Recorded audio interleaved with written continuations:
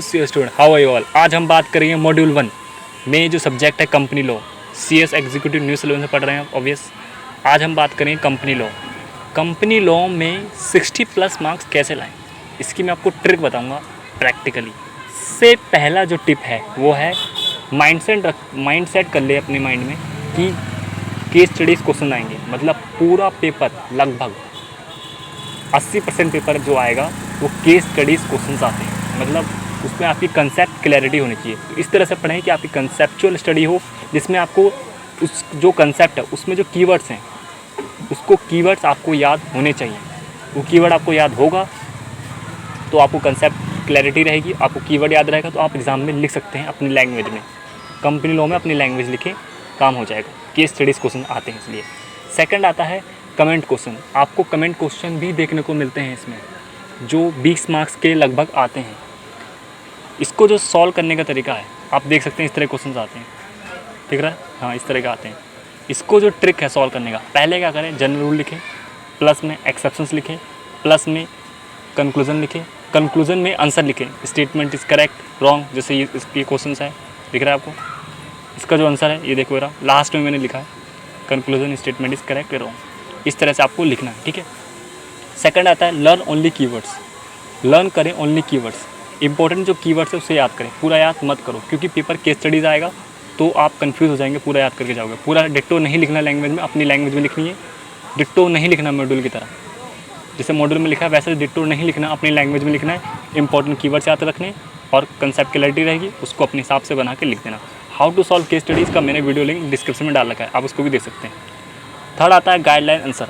Guideline answer जो होते हैं पास्ट ईयर के क्वेश्चंस होते हैं, उसको आपको आना चाहिए। जैसे ये रहे, दिख रहा है आपको, इस तरह के 20-25 रुपये का आता है। अब हाउ टू डाउनलोड नीचे लिंक डिस्क्रिप्शन में डाल दिया, आप उसको डाउनलोड कर सकते हैं, ठीक है।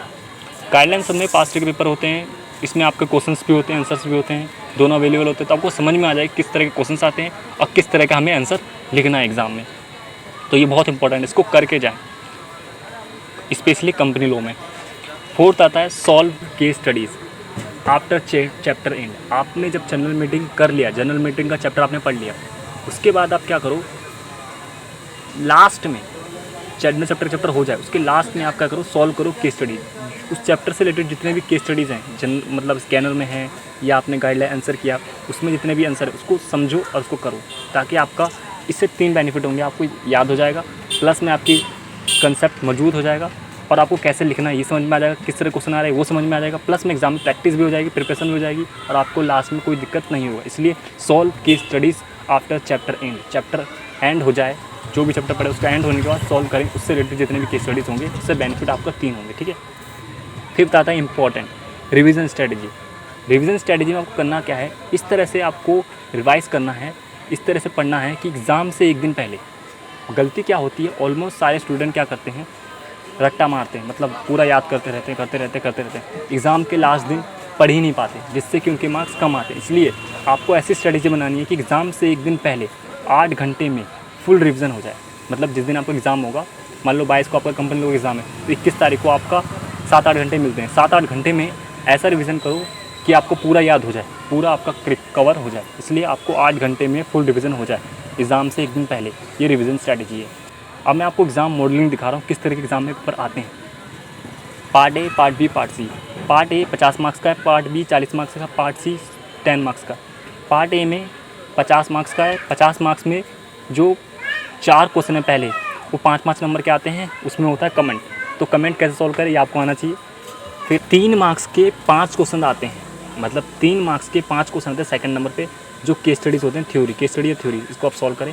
5 मार्क्स के 3 क्वेश्चन आते हैं, ये होते हैं केस स्टडीज़, ठीक है। आपको स्क्रीन पे दिख रहा होगा सारे 5 मार्क्स के, 3 मार्क्स के और 5 मार्क्स के। पार्ट ए में आते हैं इस तरह के क्वेश्चन। पार्ट बी में आते हैं 40 मार्क्स के, 5 मार्क्स के 4 क्वेश्चन आते हैं, दिख रहा होगा, और 4 मार्क्स के 5 क्वेश्चन आते हैं, ये भी आपको दिख रहा होगा। ये होते हैं कंसेप्ट रिलेटेड केस स्टडीज़, मतलब कि कंसेप्ट से आते हैं, एक केस स्टडीज़ बन के आते हैं फुल। पार्ट बी तो फुल केस स्टडीज़ बन के आता है। पार्ट सी में क्या होता है, ये 10 मार्क्स का होता है, ये इसमें आते हैं professional misconduct related questions. CS misconduct, professional misconduct इससे रिलेटेड होते हैं। इसमें आपको, अगर आपने इसको नहीं पढ़ा तो भी चलेगा, बस आपको पता होना चाहिए कि वो प्रोफेशनल मिसकंडक्ट है या नहीं। प्लस आपका अदर क्वेश्चन भी आ जाता है। रिवीजन की स्ट्रैटेजी, रिवीजन स्ट्रैटेजी है पार्ट बी आपका 4 से 5 घंटे में ख़त्म हो जाएगा और पार्ट सी ज़्यादा आधा घंटा, पार्ट ए जितना टाइम बचा उतना दे सकते हैं। तो पार्ट बी फिर पार्ट सी फिर पार्ट ए, या आप पार्ट बी पहले कर रहे हैं फिर, या आप पार्ट बी के बाद पार्ट ए कर लें फिर पार्ट सी कर लें, आपकी मर्ज़ी है। रिवीजन कम से कम 2 करें, उसके बाद लास्ट रिवीजन तो ये आपका स्ट्रैटेजी रहेगा एग्ज़ाम से 1 दिन पहले 8 घंटे फुल रिवीजन हो जाए। ये स्ट्रैटेजी पहले ही करके देखना एप्लीकेबल करके, ताकि आपको लास्ट में दिक्कत ना हो। स्ट्रैटेजी क्या है कि ज़्यादातर कंसेप्ट जो आपको क्वेश्चन मिलेंगे वो मिलेंगे केस स्टडीज़ और कमेंट, तो इसका सॉल्यूशन करें। How to solve case studies का लिंक जो है वीडियो के डिस्क्रिप्शन में आपको मिल जाएगा, और how to download guideline answer past year की वो भी आपको डिस्क्रिप्शन में मिल जाएगा।